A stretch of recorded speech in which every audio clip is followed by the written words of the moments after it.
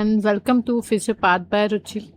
आज हम डिफॉर्मिटीज़ के अंडर में एक न्यू कंडीशन के बारे में पढ़ेंगे जो कि है सीटीईवी। अगर आपने मेरी प्रीवियस वीडियोस नहीं देखी हैं और आपको देखना है तो आप मेरे चैनल पे जाकर देख सकते हैं। So let's start. What is CTEV? The full form of CTEV is congenital talipes equinovarus, और इसे शॉर्ट में हम क्लब फुट भी कहते हैं। So, CTV describes a complex spectrum of congenital foot deformities characterized by abnormal shape, alignment, and orientation of foot. तो mainly club foot और सीटीईवी एक कंजेनाइटल डिफॉर्मिटी है, फुट डिफॉर्मिटी है, जिसमें कि जो हमारा फुट होता है उसका एबनॉर्मल शेप एबनॉर्मल हो जाता है, अलाइनमेंट प्रॉपर नहीं होता है और ओरिएंटेशन बिगड़ जाती है। सो एनाटॉमिकल रीजन्स इसमें जो जो इन्वॉल्व होते हैं वो है हमारा हिंड फुट, मिड फुट और four foot.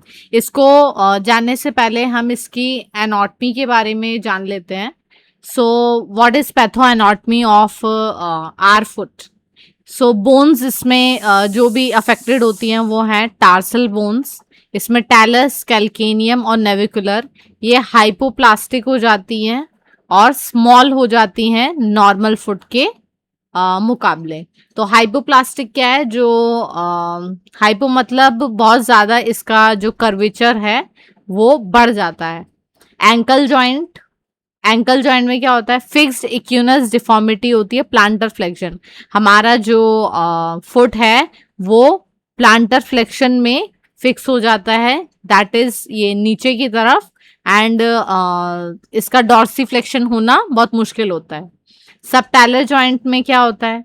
Marked inversion deformity. हमारा जो फुट है वो मीडियली ज़्यादा डेविएट रहता है नॉर्मल फुट के मुकाबले। इसमें कैल्केनियम और टैलस बोन्स इन्वॉल्व होती हैं। मिड टार्सल जॉइंट में क्या होता है? Forefoot adduction occurs at talonavicular and calcaneocuboid joint. तो जो फोर फुट है हमारा, ये हमारा फुट, ये four foot, that is mid foot and hind foot, ये तीन में डिवाइड है। तो इसी ये तीन पार्ट्स में ही जो डिफॉर्मिटीज होती है उसी को मैं एक्सप्लेन कर रही हूँ। तो जो मिड टार्सल जॉइंट है दैट इज ये यहाँ पे जो टार्सल्स के बीच में जॉइंट है उसमें फोर फुट एडक्शन हमें देखने मिलता है। एडक्शन दैट इज बहुत ज़्यादा इन्वर्जन में रहेगा टैलोनेविकुलर और कैल्केनियो क्यूबॉइड जॉइंट्स के बीच। फोर फुट में क्या होता है? आगे वाला कैवस डिफॉर्मिटी देखने मिलती है हमें due to exaggeration of longitudinal arch. जो लॉन्गिट्यूडनल आर्च है वो बहुत ज्यादा हो जाता है। ये देखिए नॉर्मल आर्च ऐसा होता है एंड इसमें cavus deformity that is exaggeration of the arch. And दूसरा हमारा मैंने आपको बताया था इन्वर्जन में आ जाता है। तो ये नॉर्मल फुट है हमारा और ये एडक्टर्स में कन्वर्ट हो जाता है। नेक्स्ट इसमें नॉर्मल जो हमारा हिंड फुट होता है ये नॉर्मल अलाइनमेंट में है और ये इसमें हमें वैरस डिफॉर्मिटी देखने को मिलती है। नेक्स्ट नॉर्मल, इसमें इक्यूनस जो हमारा हील का वो है, मान सकते हैं कि जब हमारा हील पहनने के बाद जो हमारा फुट जितना लिफ्ट होता है उतना नॉर्मली ये इक्विनस में सीटीवी की कंडीशन में देखने को मिलता है। सो एनाटॉमिकल रीजन्स कौन कौन इन्वॉल्व हुए? हिंड फुट, इसमें टैलोकैल्केनियल जॉइंट या सबटैलर जॉइंट इन्वॉल्व हुआ। मिड फुट में टैलोनेविकुलर और नेविकुलो क्यूनिफॉर्म जॉइंट्स इन्वॉल्व हुआ एंड फोर फुट में क्यूनिफॉर्म मेटाटार्सल या और इंटरमेटाटार्सल जॉइंट्स इन्वॉल्व हुए। अब की लिगामेंट्स क्या क्या है सीटीवी की एटियोलॉजी में, मतलब क्या क्या इसके कॉजेज हो सकते हैं? तो डेल्टॉइड लिगामेंट ये यहाँ पे देखने को मिल रही है, ये पीछे की तरफ। Next medial collateral ligament of the ankle joint, ये मीडियल साइड देखने को मिलती है। Spring spring ligament connects the calcaneum to the navicular bone.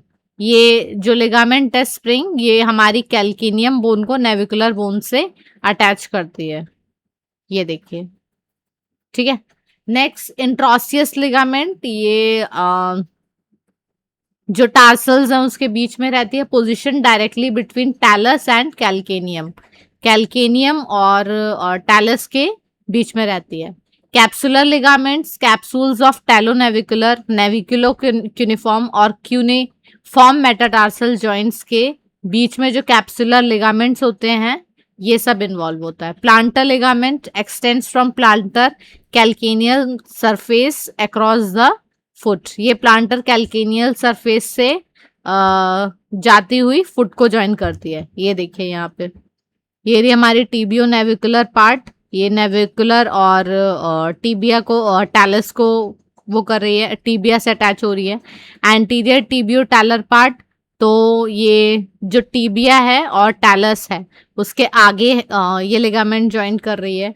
Posterior tallow calcaneal ligament, तो मतलब जो भी बोन्स की पोजीशन है, जो जिस बोन को लिगामेंट दूसरी जिस बोन से अटैच करती है, तो उन दोनों के नाम को लेके लिगामेंट्स के ऊपर नाम है और उन्हीं के बीच में एबनॉर्मलिटी आती है तब सीटीईवी की प्रॉब्लम देखने मिलती है। तो what is etiology? First of all idiopathic club foot theories पढ़ेंगे हम कि क्या क्या प्रॉब्लम्स की वजह से सीटीवी देखने मिलता है। Mechanical theory, raised intra uterine pressure mechanically forces the developing fetal foot against the uterine wall, locking it in a position of persistent deformity। तो जब इंट्रा यूट्राइन लाइफ में बेबी के जो प्रेशर क्रिएट होता है मैकेनिकल फोर्स की वजह से, तो उसमें जो फीटल फुट होता है वो यूटेराइन वॉल के अगेंस्ट बहुत ज़्यादा प्रेशर फील करता है और वो एक पर्सिस्टेंट डिफॉर्मिटी में लॉक हो जाता है। सपोज ये है एंड इतना इसका जो ये यूटेरस है, यूटेराइन का प्रेशर इतना ज़्यादा है, तो यहाँ पे जो भी फुट है वो जिस भी एबनॉर्मल पोजीशन में रहेगा वो वहीं पे लॉक हो जाएगा। तो इसकी वजह से भी सीटीवी की प्रॉब्लम देखने मिलती है। इस्चेमिक थ्योरी क्या है? Intrauterine ischemia affecting calf muscles lead to fibrotic muscle contractures drawing the foot into an equinovarus posture. तो इसमें इस्चेमिक थ्योरी में क्या होता है, जो इंट्रा यूटेराइन इस्चेमिया होता है, इस्चेमिया एक कंडीशन होती है जिसमें कि ऑक्सीजन की डेफिशिएंसी हो जाती है, जिसकी वजह से काफ मसल अफेक्ट होती हैं और फिर मसल कॉन्ट्रैक्चर्स देखने मिलते हैं बेबी में, जिसकी वजह से जो हमारा फुट है वो इक्यूनोवेरस पोस्चर में आ जाता है। तो ये थी ischaemic theory. And genetic theory क्या है? genetically programmed developmental disturbances during early limb but differentiation trigger primarily jump plasma defect। तो genetically जो भी डेवलपमेंटल डिस्टर्बेंसेस होते हैं अर्ली लाइफ में बेबी की, तो उसकी वजह से जो प्राइमरी जंप प्लाज्म डिफेक्ट्स हैं वो ट्रिगर कर जाते हैं और उसी की वजह से ये डिफॉर्मिटी हो जाती है जेनेटिक थ्योरी में। सेकेंडरी कॉजेज क्या क्या है क्लब फुट के? तो पहला है paralytic disorders occurs due to severe muscle imbalance across the foot joint. तो बहुत ज़्यादा अगर मसल इम्बैलेंस हुआ फुट की जॉइंट फुट के जॉइंट्स का, तो पैरालाइटिक डिसऑर्डर्स देखने मिलेंगे, जैसे इन्वर्टर्स और प्लांटर फ्लेक्सास बहुत ज़्यादा इंक्रीज हो जाती है इनकी मसल टोन, और इवर्टर्स और डॉर्सीफ्लेक्सास बहुत ज़्यादा फ्रेजिलिटी आ जाती है मसल्स में। तो strong unchecked pull of invertors अपना काम ज़्यादा करने लगते हैं मसल्स, और वो अपनी तरफ अंदर की तरफ मीडियली खींच लेता है फुट को, तो एक तरीके से डिफॉर्मिटी आ जाती है। तो हमारे इन्वर्टर्स बहुत ज़्यादा वर्किंग में होते हैं और इवर्टर्स और डॉर्सीफ्लेक्सास बहुत वीक होते हैं, जिसकी वजह से इक्यूनोवेरस डिफॉर्मिटी देखने मिलती है। सेकेंड हमारी कंडीशन है सेकेंडरी कॉजेज में ग्रिपोसिस मल्टीप्लेक्स कंजेनाइटा, मतलब जो जॉइंट्स की जो मल्टीप्लेक्स कंजेनाइटा जो एबनॉर्मलिटी है, मल्टीप्लेक्स मतलब बहुत सारे जॉइंट्स इन्वॉल्व होना, arthrogryposis that is abnormal joints, and congenita का मीनिंग है मतलब बर्थ से प्रेजेंट होना। तो ये इमेज में देख सकते हैं, ये जो बेबी है इसको काफी सारे इसके जो हैंड्स हैं, हैंड की डिफॉर्मिटीज देखिए, पैर की डिफॉर्मिटीज, हिप डिफॉर्मिटीज। तो ये आर्थ्रोग्रिपोसिस मल्टीप्लेक्स कंजेनाइटा की कंडीशन है। एक कंजेनाइटल नॉन प्रोग्रेसिव डिसऑर्डर है जिसमें कि मसल डेवलपमेंट डिफेक्ट हो जाता है। तो नॉन प्रोग्रेसिव है, अगर एक बार हुआ है, बर्थ से ही होता है, तो अगर ये हो गया है तो ऐसा नहीं है कि ये डेवलप करेगा आगे और ज्यादा कंडीशन वर्स्ट होगी, नहीं, ये जितना बाय बर्थ मिला है ये उतना ही रहेगा। Muscles become fibrotic and rigid, इसमें मसल्स फाइब्रोटिक और रिजिड हो जाती हैं, जिसकी वजह से स्टिफ, रेजिस्टेंट फुट डिफॉर्मिटीज और मल्टी जॉइंट कॉन्ट्रैक्चर्स देखने मिलते हैं। पैथोएनाटॉमी में क्या क्या है, soft tissues and secondary changes. अब क्या क्या चीज देखने मिलती है सीटीवी के केस में, तो मसल और टेंडन्स में क्या होता है, पोस्टीरियर और medial calf bellies are underdeveloped and hypoplastic. जो posterior medial calf muscle bellies है वो डेवलप नहीं हो पाती हैं प्रॉपर और हाइपोप्लास्टिक रह जाती है। कैप्सूल एंड लिगामेंट्स, जो भी लिगामेंट्स और कैप्सूल स्ट्रक्चर्स हैं पोस्टीरियो मीडियल एस्पेक्ट पे फुट के, तो उनका कॉन्ट्रैक्चर बहुत ज्यादा देखने मिलता है और शॉर्टनिंग भी हो जाती है। स्किन चेंजेस में स्किन शॉर्टनिंग होगी, क्यों, क्योंकि हमारा मसल पुल एक तरफ को इन्वर्टर्स का इतना ज्यादा है, तो वो स्किन भी उसी के अकॉर्डिंग फॉर्म होती है, तो स्किन शॉर्टनिंग देखने मिलेगी। टाइट स्किन क्रीजेस रहेंगे मीडियल बॉर्डर पे और सोल पे, क्योंकि हमारे जो इन्वर्टर्स हैं उसे खींचे हुए हैं। Secondary bony adaptation, weight bearing on an uncorrected deformed foot. तो जो वेट बियरिंग बच्चा करने लगेगा वो अनकरेक्टेड डिफॉर्म्ड फुट के अकॉर्डिंग ही वेट बेयरिंग करने लगेगा। फॉर एग्जांपल, अगर यहाँ से वर्टर्स हमारे एक साइड से टाइट हैं तो वो अपने जो फुट की पोजीशन है उसको उसी हिसाब से उस पे वेट बेयर करेगा, उसी में वॉक करेगा और उसी पे स्टैंड होगा, उसी डिफॉर्म्ड फुट पर, जिसकी वजह से जो हमारी डिफॉर्मिटी है वो एग्जेग्रेट हो जाती है और एबनॉर्मल टार्सल ऑसिफिकेशन बढ़ने लगता है। क्लिनिकल फीचर्स क्या क्या है, क्या क्या फीचर्स होते हैं इस कंडीशन में, जो जो बर्थ में डिटेक्ट होते हैं वो फर्स्ट है कि ये रूटीन न्यूरोनेटल स्क्रीनिंग में ही आइडेंटिफाई हो जाता है, क्योंकि कंजेनाइटल मालफॉर्मेशन है तो बर्थ से ही प्रेजेंट है, और जब भी न्यूरोनेटल स्क्रीनिंग होती है तो उसमें ये डिटेक्ट हो जाता है। अर्ली इन्फेंसी 3 to 6 वीक्स, तो इसमें क्या क्या रहेगा, parents typically present the infant to orthopaedic clinics between 3 to 6 weeks. तो जब पेरेंट्स विजिट करते हैं किसी भी ऑर्थोपेडिक क्लिनिक में 3 से 6 वीक्स का जब बेबी रहता है, उसकी एबनॉर्मलिटी को जब उन्होंने देखा होता है, इनवर्ट टर्निंग मतलब बहुत ज्यादा, देखिए डिटेक्ट जो बर्थ में डिटेक्ट होती है वो माइल्ड फॉर्म्स को डिफ्रेंशिएट नहीं किया जा सकता है, वो सिर्फ ये बोल सकते हैं कि वो पोस्चरल इक्यूनो वायरस है।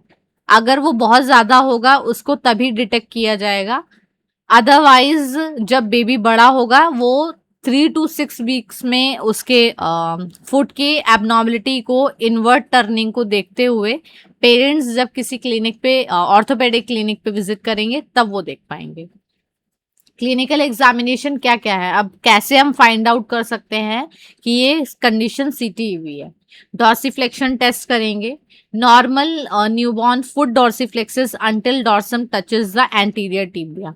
जब तक नॉर्मल जो बच्चा अगर रहेगा तो वो फुट को डॉर्सिफ्लेक्स कर लेगा जब तक एंटीरियर टिबिया टच नहीं करेगा। इन सीटीईवी, सीटीवी के कंडीशन में जो डॉर्सिफ्लेक्शन है वो रिस्ट्रिक्टेड रहेगा और हमारा जो फुट है मेनली प्लांटा फ्लेक्शन में रहता है, और जो एक्िलिस टेंडन रहेगा पीछे का टेंडन वो भी बहुत ज्यादा टाइट रहेगा। ये एक्किलिस टेंडन बहुत टाइट रहेगा। डिफॉर्मिटी ट्राइड, अब ये कौन सा एग्जामिनेशन है? Classic triad present, equinus at ankle, ankle पे इक्यूनस देखने मिलेगा उठा हुआ, एंड वायरस देखने मिलेगा सबटेलर जॉइंट पे, जैसे कि वो थोड़ा सा इवर्टेड रहेगा, अंदर की तरफ आर्क रहेगा। एबडक्शन देखने मिलेगा मिड टार्सल जॉइंट्स पे। तो इसे हम डिफॉर्मिटी ट्राइड बोलते हैं, और एक बहुत सही फाइंडिंग होती है ये सीटीईवी को और डिफरेंशिएट करने के लिए कि हाँ ये कंडीशन सीटीईवी है।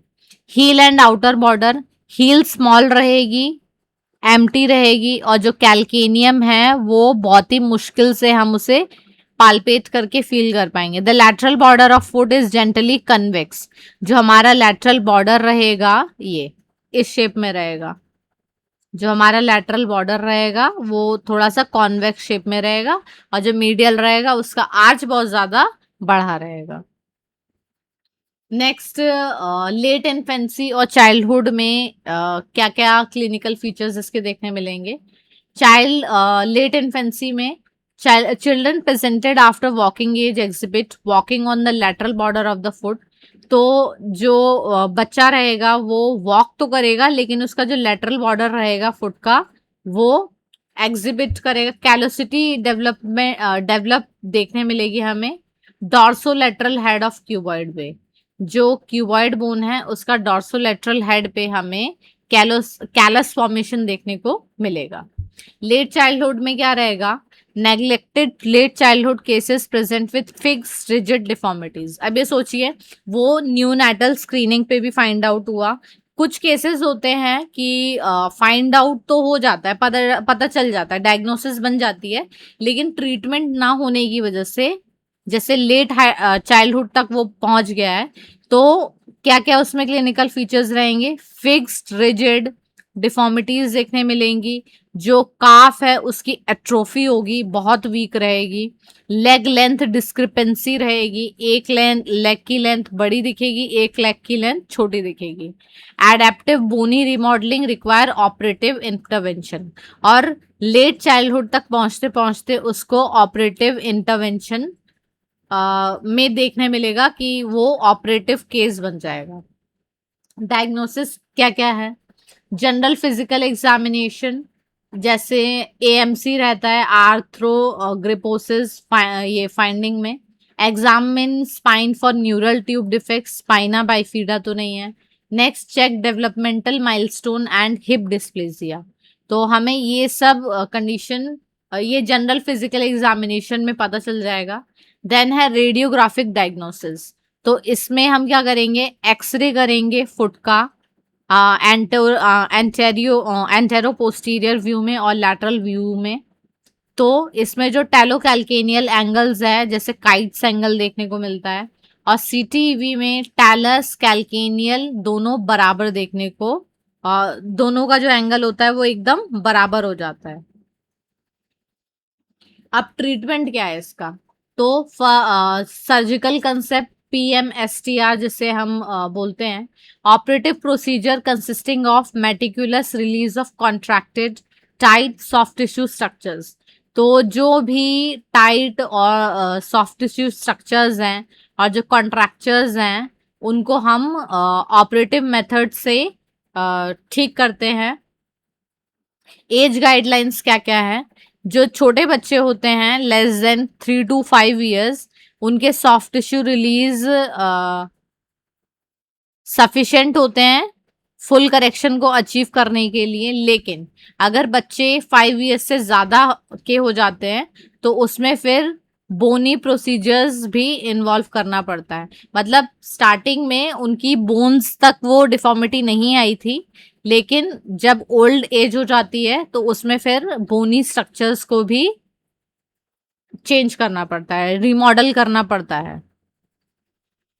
सर्जिकल स्टेप्स में पहला है पोस्टीरियर एंड मीडियल रिलीज। तो पोस्टीरियर रिलीज में क्या करते हैं? टेंडो एक्िलिस को की जेड प्लास्टी टेक्निक से उसको ठीक किया जाता है। लेंथनिंग बढ़ाई जाती है। सर्जिकल रिलीज करते हैं पोस्टीरियर टेलोफिबुलर और कैल्केनियोफिबुलर लिगामेंट्स को। देन मीडियल रिलीज में क्या क्या आता है, जो टेंडन लेंथनिंग है तीन स्ट्रक्चर्स की, tibialis posterior, फ्लेक्सार digitorum longus, FDL जिसे कहते हैं, और फ्लेक्सार हेलुसिस लॉन्गस, तो इनकी लेंथनिंग की जाती है। टेलोनेविकुलर कैप्सूल एंड मास्टर लिगामेंट को रिलीज किया जाता है, जो भी टाइट स्ट्रक्चर्स होंगे उनको रिलीज करेंगे। देन दूसरा है planter and limited soft tissue release. तो पहले में पोस्टीरियर और मीडियल रिलीज था, अब इसमें प्लांटर और लिमिटेड सॉफ्ट टिश्यू रिलीज है। तो प्लांटर साइड में क्या करेंगे, जो प्लांटर फेशिया है उसको जो कॉन्ट्रैक्टेड प्लांटा फेशिया है उसको कंप्लीटली डिवाइड करेंगे। मसल ओरिजिन्स को देखेंगे, उनके शॉर्ट फ्लेक्सास जो हैं उनको रिलीज करेंगे। एब्डक्टार हॉलोसिस, जैसे एब्डक्टार हॉलोसिस है कैल्केनियल ओरिजिन से, तो उसको रिलीज करके कैवस डिफॉर्मिटी को ठीक करेंगे। अब लिमिटेड सॉफ्ट टिश्यू रिलीज में क्या आ जाता है, indicated when only selective components of deformity remain uncorrected following non-operative cast treatment। तो क्या होता है इसमें, जो डिफॉर्मिटी अनकरेक्ट रह जाती है नॉन ऑपरेटिव केस ट्रीटमेंट में से, फिर उसको टारगेटेड रिलीज को अवॉइड किया जाता है एक्सटेंसिव स्कार टिश्यू फॉर्मेशन से। नेक्स्ट है ऑपरेटिव प्रोसीजर्स में आता है, अभी तो टिश्यू रिलीज हम देख रहे थे, अब हम ऑपरेटिव प्रोसीजर्स देखेंगे। तो इसमें टेंडन ट्रांसफर और डायर्स ऑस्टियोटॉमी है। टेंडन ट्रांसफर में आ जाएगा correct dynamic muscle imbalance in dynamic relapsing club foot. तो इसमें जो हमारी मसल इम्बैलेंस है उसको करेक्ट करेंगे, जैसे कि टिबियालिस एंटीरियर का ट्रांसफर करके उसके टेंडन को। नेक्स्ट डायर्स ऑस्टियोटॉमी में क्या करते हैं, जो ओपन वेज लैटरल ऑस्टियोटॉमी है, मतलब किसी भी बोन को निकाल के एक्सरसाइज करके फिर उसको रिमॉडल करते हैं, जैसे calcaneum filled with bone graft. तो कैल्केनियम वीक जो बताया था कि पाल्पेट होने पे बहुत ज़्यादा स्मॉल होती है हील, और पाल्पेट करने पर जाकर पता चलता है, और वैसे कैल्केनियम नहीं फील होती है, तो उसमें फिर हम बोन ग्राफ्ट करके उसको प्रॉपर शेप देते हैं। उसके बाद नेक्स्ट है हमारी डेल्विन्स इवांस एंड वेज टार्सेक्टोमी। तो इसमें हमारा जो टार्सल है उसको एक्सरसाइज किया जाएगा। डेल्विन्स इवांस प्रोसीजर में ये सॉफ्ट टिश्यू रिलीज भी रहता है कैल्केनियो क्यूबॉइड फ्यूजन के साथ। तो ये इंडिकेटेड फॉर नेग्लेक्टेड और recurrent club foot in children age 4 to, तो उन बच्चों में ये ज़्यादा परफॉर्म किया जाता है जो 4 to 8 ईयर्स होते हैं और जिनकी कंडीशन को नेग्लेक्ट किया हुआ था। वेज टार्सेक्टोमी में क्या देखने मिलता है, इसमें जो हमारा बोनी वेज है उसको एक्सरसाइज कर देते हैं उसके बेस से, और डॉर्सोलैटरल साइड जो होता है मिड फुट का वहाँ से। Closure brings foot to anatomical neutral. इसमें क्या होता है, जो हमारा फुट की एनाटॉमी है उसको न्यूट्रल पे बना देते हैं, और ये 8 से 11 साल के बच्चों में परफॉर्म किया जाता है। तीसरा है ट्रिपल आर्थोडेसिस एंड इलिजारोव टेक्निक। तो ट्रिपल आर्थोडेसिस में क्या होता है, जो 3 जॉइंट्स थे जिनको मेनली हमने ट्राइड बोला था, तो टेलोकैल्केनियन, टेलोनेविकुलर और टेलो कैल्केनियो क्यूबॉइड, तो इन जॉइंट्स का हम वेज रिसेक्शन करके उसको रिमॉडल करते हैं। ये 12 एज के बाद वाले बच्चों में परफॉर्म किया जाता है। इलिजा रोफ टेक्निक, उसमें क्या होता है, इसमें एक्सटर्नल रिंग फिक्सेटर को यूज किया जाता है। सपोज ये हमारी फुट है, हमारा लेग है, तो इसमें क्या करते हैं, जो इलिजा रोव है इसकी एक रिंग बनाई जाती है और स्क्रूज और उसके जरिए इसको हम फिर रिमॉडल करके उसी में शेप देते हैं। पोस्ट करेक्शन, अब करेक्शन के बाद उसमें क्या करना होता है, जैसे सपोज किसी भी ऑपरेटिव मेजर को फॉलो करके हमने करेक्ट कर दिया, उसके बाद उसका मेंटेनेंस कैसे करना है। तो सीटीवी के स्प्लिंट बनाए जाते हैं जिससे कि वो मेंटेन रहे, पोस्चर एंड ऑटमी दोनों। Denis Browne splint, foot plates इस पे अटैच कर दी जाती हैं, एडक्शन बार बना दिए जाते हैं। और सीटीईवी शूज भी होते हैं, ये स्पेशल फुटवेयर होते हैं जो बच्चों को पहनकर ही मतलब वॉकिंग और स्टैंडिंग परफॉर्म करना होता है। So this is for today's video. अगर कोई भी आपको डाउट हो तो आप मुझसे कमेंट सेक्शन में पूछ सकते हैं, और आगे ऐसे ही टॉपिक्स के लिए मुझे सब्सक्राइब कीजिए। अगर ये वीडियो पसंद आया तो लाइक करिएगा। Thank you.